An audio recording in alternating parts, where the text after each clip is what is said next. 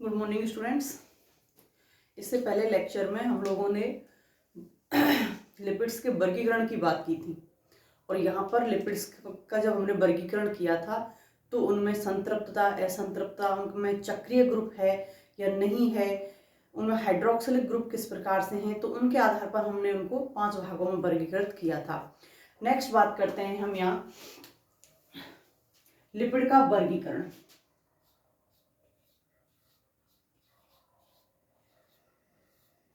Lipid का वर्गीकरण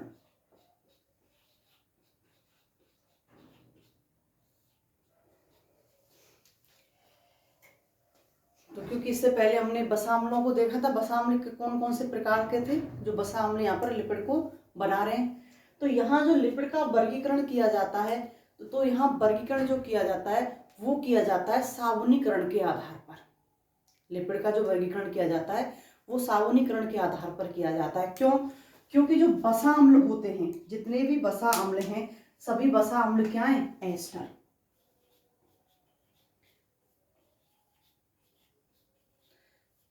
बसा अम्ल क्या होते हैं? एस्टर। क्यों? क्योंकि बसा अम्ल एल्कोहल के साथ मिलकर के क्या बना रहे हैं? एस्टर बना रहे हैं।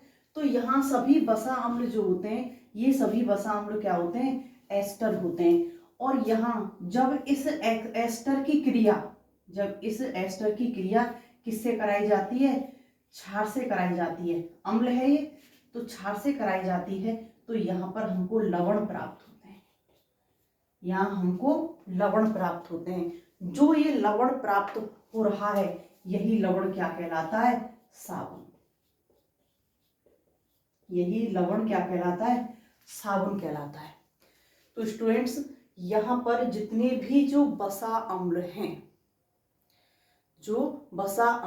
इन बसा अम्लों की क्रिया यदि हम क्षार से कराएं तो क्षार से कराने पर यहाँ हमें लवण प्राप्त होते हैं और यही लवण साबुन कहलाते हैं। ये भी कह सकते हैं यहाँ पर कि जिन बसा अम्लों का या फिर कहें कि जिन लिपिड्स का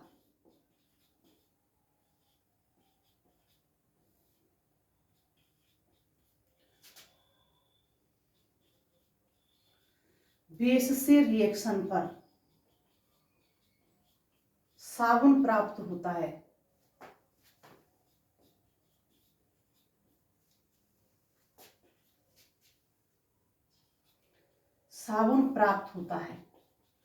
ये सब कैसे कहलाते हैं? साबुनीकरण लिपिड। ये साबुनीकरण लिपिड कहलाते हैं। और जिनकी रिएक्शन से साबुन प्राप्त नहीं होता, रिएक्शन पर साबुन नहीं बनता, साबुन प्राप्त नहीं होता, वो क्या कहलाते हैं?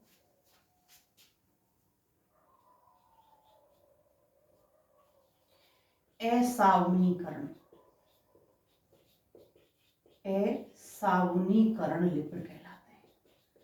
अगर साबुनीकरण लिपिड है तो वो बेस से क्रिया करके क्या प्राप्त करेगा? लवण प्राप्त करे, लवण देगा, सॉरी, प्राप्त नहीं करेगा, लवण देगा। तो स्टूडेंट्स, जो असाबुनीकरण होते हैं वो कुछ ही पाए जाते हैं जो बड़े होते हैं, लेकिन मैक्सिमम जो लिपिड पाए जाते हैं वो कैसे होते हैं? साबुनीकरण लिपिड होते हैं, जिनकी अगर रिएक्शन कराएं बेस के साथ में तो वो साबुन का निर्माण करते हैं, साबुनीकरण लिपिड होते हैं। अब यहाँ पर जो लिपिड हैं, इन लिपिडों को साबुनीकरण और असाबुनीकरण के आधार पर 2 भागों में बांटा गया है। अगर इसका हम वर्गीकरण करें तो वर्गीकरण करने पर 2 प्रकार से प्राप्त होते हैं। एक तो वो जिनका साबुनीकरण हो जाता है,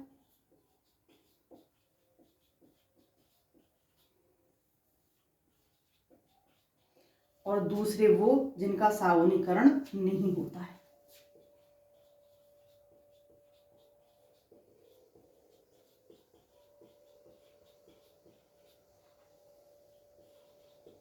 यहाँ पर जो असाबुनीकरणीय लिपिड होते हैं, ये असाबुनीकरणीय लिपिड, यहाँ 2 ही नाम सामने आते हैं, एक तो टर्पीन और दूसरा स्टीरोइड। टर्पीन और स्टीरोइड, इनका साबुनीकरण नहीं होता। इनको हम संयुग्मित लिपिड में भी पढ़ेंगे, इनको संयुग्मित लिपिड में भी पढ़ेंगे। दूसरे होते हैं साबुनीकरण लिपिड, ये दो प्रकार के होते हैं,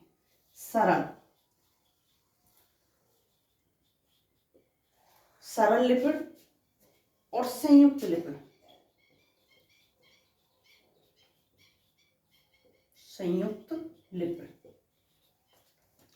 जो सरल लिपिड पाए जाते हैं वो पाए जाते हैं उदासीन लिपिड और बैक्स। उदासीन लिपिड और दूसरा होता है बैक्स, मोम। ये होते हैं सरल लिपिड। जो संयुक्त लिपिड पाए जाते हैं वो पाए जाते हैं फॉस्फोलिपिड,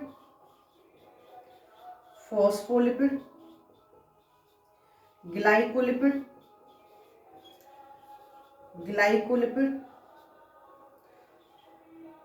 और अदर्स। क्यों कह रहे हैं कि यहाँ पर कुछ अन्य ग्रुप भी जुड़े होंगे, संयुग्मित लिपिड के साथ साथ यहाँ पर कुछ अन्य ग्रुप भी जुड़े होंगे, इसलिए इनको क्या कहते हैं, अदर्स। जैसे lipoprotein, for example lipoprotein.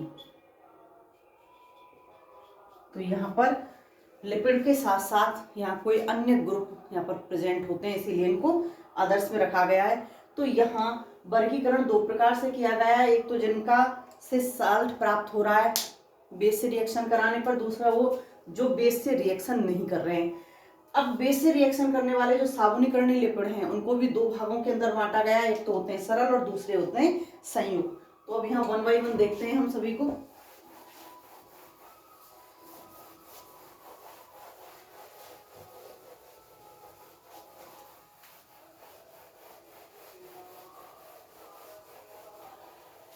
First देखते हैं सरल लिपिड।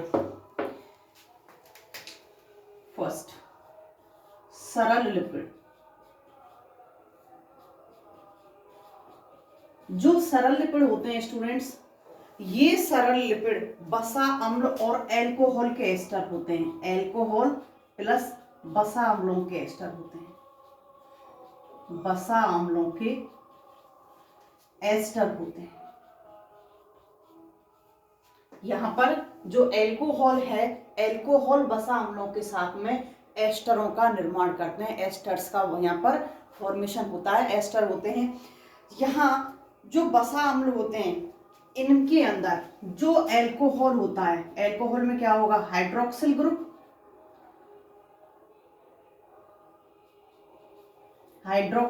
होगा। ये हाइड्रोक्सिल ग्रुप 1 से लेकर 3 तक हो सकते हैं, यहाँ 1 से लेकर 3 तक उपस्थित हो सकते हैं।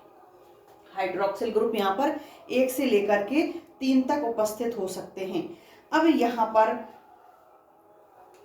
अगर इनकी रिएक्शन कराएं हम, अगर हम रिएक्शन कराएं तो ये रिएक्शन अम्ल से भी करा सकते हैं और बेस से भी करा सकते हैं। यहाँ पर अम्ल से भी यहाँ रिएक्शन कराएं तो केवल हम किससे करा सकते हैं, बेस से, क्योंकि यहाँ पर केवल कौन सा ग्रुप है, हाइड्रोक्सिल ग्रुप प्रेजेंट है। अब इनको भी जो सरल लिपिड है इनको भी दो भागों के अंदर बांटा गया है, जिसमें पहले होते हैं उदासीन लिपिड। जो उदासीन लिपिड होते हैं स्टूडेंट्स, ये भी क्या होंगे, एल्कोहल प्लस बसा अम्लों के एस्टर होंगे, बसा अम्लों के एस्टर होते हैं। लेकिन यहाँ क्या होता है, यहाँ जो हाइड्रोक्सिल ग्रुप प्रेजेंट हैं, यहाँ पर कोई भी हाइड्रोक्सिल ग्रुप फ्री नहीं होगा। अब ना यहाँ बेस से रिएक्शन होगी और ना यहाँ एसिड से रिएक्शन होगी, किसी से भी रिएक्शन नहीं होगी। क्यों? क्योंकि ना तो यहाँ पर एसिडिक ग्रुप फ्री है और ना ही यहाँ पर बेसिक ग्रुप फ्री है। यहाँ कोई भी ग्रुप फ्री नहीं होगा। जब यहाँ पर कोई भी ग्रुप फ्री नहीं है तो यहाँ पर ना तो ये एसिड से रिएक्शन करेगा, ना यहाँ पर ये बेस से रिएक्शन करेगा। तो इसीलिए कैसे होते हैं, ये उदासीन होते हैं। इसीलिए इनको क्या कह रहे हैं हम, उदासीन लिपिड। इसीलिए यहाँ पर ये कैसे होते हैं, उदासीन होते हैं। यहाँ जो ये उदासीन होते हैं इनको भी दो भागों के अंदर बांटा गया है। फर्स्ट होते हैं बसा और दूसरे होते हैं तेल। सेकंड, बसा और तेल। अब यहाँ बसा और तेल के अंदर क्यों बांटा गया है? बसा जो होती हैं वो होते हैं संतृप्त फैटी एसिड या कहें संतृप्त लिपिड, जिनके अंदर सिंगल बॉन्ड उपस्थित होता है। संतृप्त लिपिड होते हैं जिनके अंदर यहाँ पर सिंगल बॉन्ड उपस्थित होता है। ये जो सामान्य ताप होता है, जो नॉर्मल टेम्परेचर होता है, ये नॉर्मल टेम्परेचर पर क्या होते हैं, ठोस। नॉर्मल टेम्परेचर पर कैसे होते हैं, ठोस होते हैं। इनके जो मेल्टिंग पॉइंट होते हैं, ये मेल्टिंग पॉइंट कैसे होते हैं, अधिक। इनके मेल्टिंग पॉइंट अधिक होते हैं। जैसे डालडा देखा होगा आपने, तो डालडा कैसी होती है, नॉर्मल टेम्परेचर पर कैसी होती है, ठोस। घी अगर टेम्परेचर गर्मियों में ज्यादा है तभी पिघलता है, वरना ठोस अवस्था में रहता है वो। तो जो संतृप्त फैटी एसिड्स होते हैं, ये फैटी एसिड्स के अंदर सिंगल बॉन्ड पाए जाते हैं, और सिंगल बॉन्ड पाए जाने की वजह से ये नॉर्मल टेम्परेचर पर ठोस होते हैं, मेल्टिंग पॉइंट अधिक होते हैं। और ये अधिकतर किस में पाए जाते हैं, एनिमल्स में। एनिमल्स में उपस्थित होते हैं। दूसरे होते हैं ऑयल। ऑयल जो होते हैं इनके अंदर डबल बॉन्ड उपस्थित होते हैं। डबल बॉन्ड उपस्थित होते हैं, ट्रिपल बॉन्ड भी मिलते हैं। डबल बॉन्ड तो होते ही होते हैं, ट्रिपल बॉन्ड भी होते हैं। ये कैसे होते हैं, असंतृप्त। असंतृप्त होते हैं नॉर्मल टेम्परेचर पर। नॉर्मल टेम्परेचर पर ये कैसे होते हैं, तरल। इनके जो मेल्टिंग पॉइंट होते हैं, वो मेल्टिंग पॉइंट कैसे होते हैं, कम। और ये अधिकतर किस में मिलते हैं, प्लांट्स में। प्लांट्स में होते हैं। तो यहाँ पर जितने भी तेल होते हैं, आप लोगों ने देखा है सभी तेल जो नॉर्मल टेम्परेचर होता है उस पर कैसे होते हैं, तरल अवस्था में पाए जाते हैं। इसीलिए पाए जाते हैं कि इनके अंदर डबल बॉन्ड पाए जाते हैं, और डबल बॉन्ड की वजह से ही जो मेल्टिंग पॉइंट होते हैं इनके कैसे होते हैं, कम होते हैं। इनके मेल्टिंग पॉइंट बसाओं से कम पाए जाते हैं। तुलना हम किससे कर रहे हैं, बसाओं से। तो यहाँ बसाओं से इनके मेल्टिंग पॉइंट कम पाए जाते हैं। सेकंड जो मिलता है सरल लिपिड में, वो पाया जाता है बैक्स, मोम। Second backs. जो बैक्स होता है, मोम जो पाया जाता है, ये मोम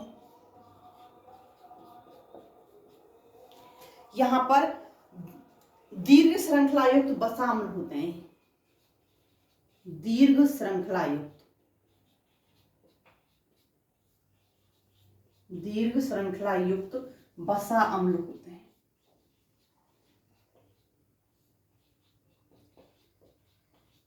और इनके जो मॉलिक्यूलर वेट होते हैं, ये मॉलिक्यूलर वेट कैसे होते हैं, अत्यधिक। मॉलिक्यूलर वेट कैसे होते हैं, अत्यधिक। क्यों? क्योंकि दीर्घ श्रृंखलाएं होती है, बहुत बड़ी बड़ी लंबी लंबी श्रृंखलाएं होती हैं। इनके मॉलिक्यूलर वेट कैसे होते हैं, अत्यधिक। मेल्टिंग पॉइंट कैसा होता है, बहुत ज्यादा। मेल्टिंग पॉइंट कैसे होते हैं, बहुत ज्यादा। तो यहाँ पर दीर्घ श्रृंखला की वजह से यहाँ इनका मॉलिक्यूलर वेट भी अधिक होता है, इनका मेल्टिंग पॉइंट भी अधिक होता है। और साथ ही साथ स्टूडेंट्स यहाँ पर ये मोनोहाइड्रोक्सी एल्कोहल के एस्टर होते हैं। यहाँ पर जो बसा अम्लों के साथ साथ जो यहाँ पर एल्कोहल उपस्थित होते हैं, वो कौन से होते हैं, मोनोहाइड्रोक्सी। मोनोहाइड्रोक्सी एल्कोहल होते हैं। और ये मोनोहाइड्रोक्सी एल्कोहल जब इनके साथ क्रिया करेंगे तो क्या निर्माण करेंगे, वही एस्टर। फिक्स है, ये तो एस्टर ही बनेगा। तो यहाँ जो एस्टर होते हैं, ये एस्टर कैसे होते हैं, मोनोहाइड्रोक्सिल। मोनोहाइड्रोक्सिल एस्टर होते हैं। बैक्स में यहाँ पर फैटी एसिड होगा, मोनोहाइड्रोक्सिल एल्कोहल होगा, और साथ ही साथ यहाँ पर एल्डिहाइड भी मिलते हैं। बसा अम्ल तो होते ही हैं, बसा अम्ल plus alcohol plus aldehyde, aldehyde, ये तीनों चीजों के यहाँ पर मिक्सचर होते हैं। तो एल्डिहाइड भी तो आ रहा है यहाँ पर, तो मॉलिक्यूलर वेट तो बढ़ेगा ही बढ़ेगा। तो यहाँ पर इन तीनों चीजों से मिलकर के किसका निर्माण हो रहा है, बैक्स का निर्माण हो रहा है। और ये जो मिक्सचर बना है जिसको हम क्या कह रहे हैं, बैक्स, ये कैसा होता है, रासायनिक रूप से क्या होता है, निष्क्रिय, रासायनिक रूप से निष्क्रिय होता है। ये रासायनिक रूप से निष्क्रिय होते हैं, किसी भी प्रकार की कोई रिएक्शंस प्रदर्शित नहीं करते हैं। अगर इनका हम जल अपघटन करें, इनका हम जल अपघटन करें,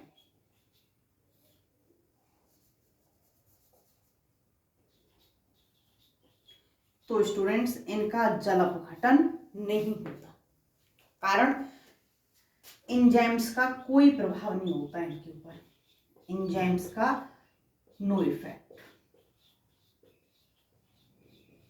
एंजाइम्स का यहाँ कोई प्रभाव नहीं होता। और एंजाइम्स का प्रभाव नहीं हो रहा, इसलिए क्या नहीं हो रहा, इनका जल अपघटन नहीं हो रहा। प्लांट्स में फल, पर्ण, फल की बाहरी सतह पर, पर्ण की बाहरी सतह पर उपस्थित होते हैं रक्षी परत के रूप में, यहां रक्षी परत के रूप में उपस्थित होते हैं बैक्स। एनिमल्स में, एनिमल्स के अंदर या फिर कहें बर्ड में, एनिमल्स में भी मिलेंगे, बर्ड्स में भी मिलेंगे, कीटों में भी मिलेंगे, कीटों में, इंसेक्ट्स में, सभी में यहाँ कैसे होते हैं, यहाँ रक्षी परत के रूप में पाए जा रहे हैं। तो यहाँ कैसे पाएंगे, जलरोधी के रूप में, जलरोधी के रूप में उपस्थित होते हैं। तो यहाँ पर बैक्स जलरोधी के रूप में उपस्थित होती है। नेक्स्ट बात करते हैं हम संयुग्मी लिपिड की, दूसरे संयुग्मी लिपिड।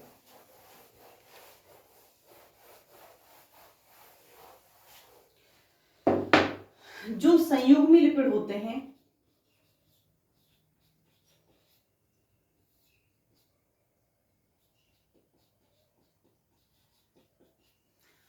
संयुग्मी नाम से ही पता चल रहा है हमको, कुछ ना कुछ यहाँ पर अदर चीज प्रेजेंट होती है। तो यहाँ वसा अम्ल, alcohol plus other group, other group उपस्थित होगा। सामान्य तौर पर ये मेम्ब्रेन के अंदर पाए जाते हैं, मेम्ब्रेन की, कौन सी membrane, cell membrane, cell membrane के घटक होते हैं, सेल मेम्ब्रेन के घटक होते हैं। सामान्य तौर पर कहाँ पाए जाते हैं, ये सेल मेम्ब्रेन के अंदर पाए जाते हैं। फॉर एग्जाम्पल फॉस्फोलिपिड, फॉस्फोलिपिड कहाँ उपस्थित होता है, फॉस्फोलिपिड सेल मेम्ब्रेन में, सेल मेम्ब्रेन का मुख्य घटक होता है, पढ़ा है आप लोगों ने फर्स्ट ईयर में, सेल मेम्ब्रेन का मुख्य घटक होता है। प्रोटीन में भी बताया मैंने आपको। तो जो फॉस्फोलिपिड होते हैं वो सेल मेम्ब्रेन के मुख्य घटक होते हैं। ये फॉस्फोलिपिड 4 घटकों से मिलकर के बने होते हैं, 4 घटक उपस्थित होते हैं फॉस्फोलिपिड में, यहाँ 4 घटक उपस्थित होते हैं। और 4 घटक कौन कौन से होते हैं, यहाँ पर वसाम्ल तो होगा ही होगा, वसाम्ल के साथ में एल्कोहल होगा, फॉस्फेट आ रहा है तो यहाँ पर फॉस्फेट ग्रुप होगा, और फॉस्फेट ग्रुप के साथ साथ यहाँ पर नाइट्रोजनी क्षार उपस्थित होते हैं। यहाँ पर या सॉरी नाइट्रोजनी क्षार या कहें या नाइट्रोजनी ग्रुप उपस्थित होते हैं। तो ये जो फॉस्फोलिपिड होते हैं ये 4 घटकों से मिलकर के बने होते हैं, जो सामान्य तौर पर कहाँ पाए जाते हैं, सेल मेम्ब्रेन में पाए जाते हैं। For example cephaeline, lecithin, for example cephaeline, cephaeline, lecithin सभी कहाँ उपस्थित होते हैं, कोशिका की मेम्ब्रेन के अंदर। प्लाज्मालोजन। नेक्स्ट बात करते हैं हम फॉस्फोइनोसिटाइड। फॉस्फोइनोसिटाइड, जो फॉस्फोइनोसिटाइड होते हैं, ये फॉस्फोइनोसिटाइड के अंदर 6 तो हाइड्रोक्सिल ग्रुप होते हैं। इसमें यहां 6 तो हाइड्रोक्सिल ग्रुप उपस्थित होते हैं। तो इसका मतलब यहाँ पर एल्कोहल ज्यादा मात्रा में होते हैं और ये इनोसिटॉल का निर्माण करते हैं। ये किसका निर्माण करते हैं? इनोसिटॉल का। और 2 या 2 से अधिक, 2 या 2 से अधिक यहां फॉस्फेट ग्रुप होते हैं, जो आपस में मिलकर के किसका निर्माण कर रहे हैं? फॉस्फोइनोसिटाइड का निर्माण कर रहे हैं। ये एनिमल और प्लांट दोनों के अंदर पाया जाता है। ये एनिमल में भी मिलेगा और प्लांट में, दोनों में ही उपस्थित होते हैं फॉस्फोइनोसिटाइड। ग्लाइकोलिपिड, ग्लाइकोलिपिड पहले भी पढ़ा है हम लोगों ने ग्लाइकोलिपिड को। तो यहां पर जो लिपिड होते हैं, जो लिपिड होते हैं, इन लिपिड के साथ में यह क्या मिलती है? कार्बोहाइड्रेट। कार्बोहाइड्रेट उपस्थित होती है। तो लिपिड जब कार्बोहाइड्रेट से मिल जाते हैं तो क्या कहलाते हैं? ग्लाइकोलिपिड कहलाते हैं। और ये कहाँ उपस्थित होते हैं? सीड्स के अंदर, सीड्स में उपस्थित। ग्लाइकोलिपिड कहाँ उपस्थित होते हैं? सीड्स के अंदर उपस्थित होते हैं। जैसे सल्फोलिपिड, फॉर एग्जाम्पल सल्फोलिपिड।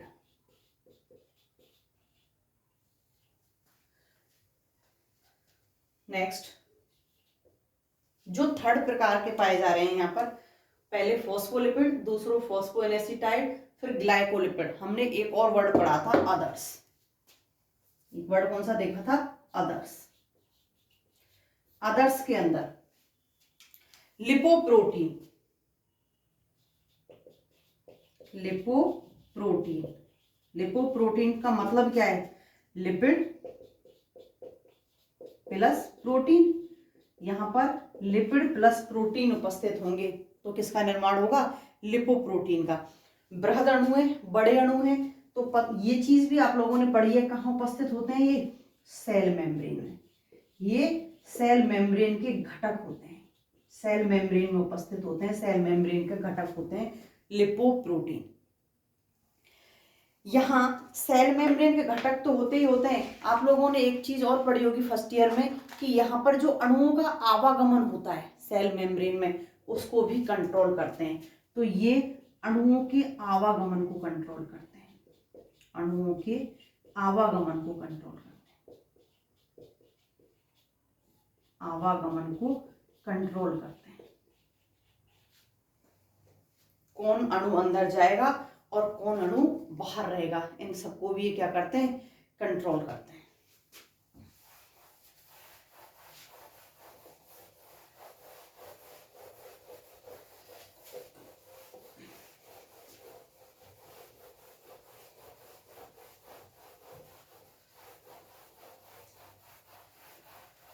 नेक्स्ट, संयुक्त लिपिड।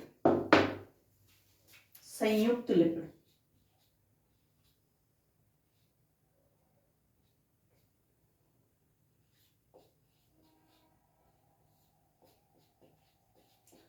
ये संयुक्त लिपिड वो लिपिड हैं जिन्हें हम क्या कह रहे थे?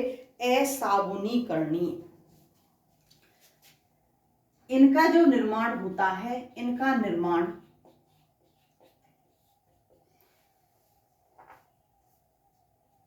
जो यहां पर लिपिड होते हैं, यहां जो लिपिड होते हैं, जब इन लिपिड का जल अपघटन किया जाता है, इन लिपिड का जल अपघटन किया जाता है,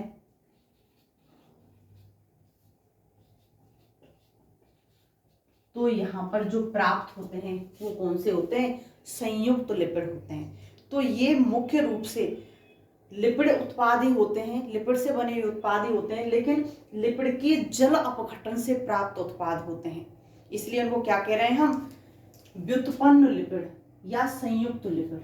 संयुक्त के साथ इसको, अगर संयुक्त के अलावा हम इसको व्युत्पन्न लिपिड कहें तो भी क्या होगा, सही। तो इनको हम व्युत्पन्न लिपिड भी कह सकते हैं, क्योंकि हमको लिपिड के जल अपघटन से प्राप्त हो रहे हैं। For example sterol, sterol sterol जो होते हैं ये मोम के समान होते हैं, मोम के समान होते हैं, ये मोम के समान होते हैं। इनका साबुनीकरण नहीं किया जा सकता, इनका साबुनीकरण नहीं होता।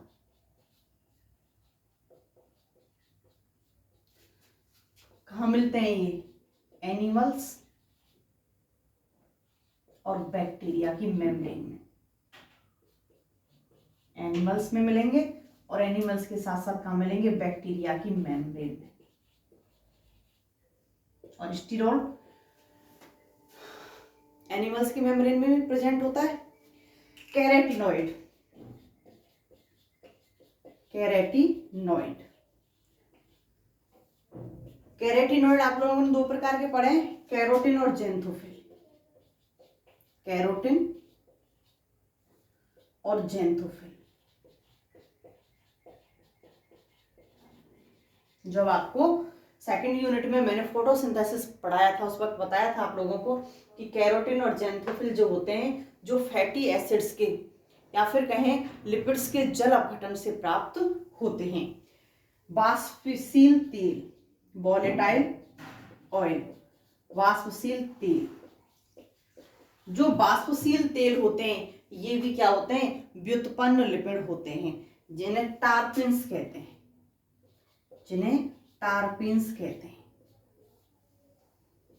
वाष्पशील तेल क्या कहलाते हैं, टारपिन्स कहलाते हैं। ये फॉर एग्जाम्पल जैसे पुदीना,